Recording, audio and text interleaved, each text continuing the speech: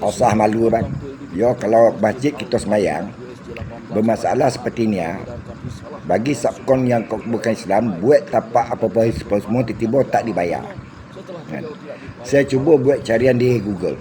Yang sebenarnya Majlis Agama Islam dia tak tahu mana, sebab projek ni di bawah Jabatan Perdana Menteri. Seperti itulah yang didapat ACU ke apa kah.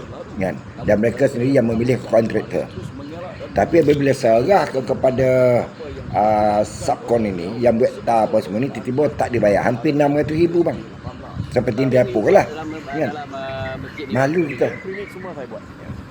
Saya minta lah pada Majlis Agama Islam tekan kerajaan, paksa suruh mereka bayar. Kita tak mau masjid yang suci ini menjadi masalah, menjadi bualan di kalangan orang bukan Islam. Ya, disebabkan perangai segelintir yang di atas nun tak membayar kepada kontraktor ni. Ya. Bukan sikit duit, dah beberapa tahun dah. Ya. Kalau tangkap baru 5-6 bulan tu bolehlah kita tahu duit belum dapat ke apa ni, dah bertahun. Amat menyedihkan. Yang sampai pula jadi viral kepada satu Malaysia yang masjid ini orang Islam macam ni. Kita selalu mengakui Islam itu bagus, tetapi hakikatnya terbalik. Ini kita tak mahu.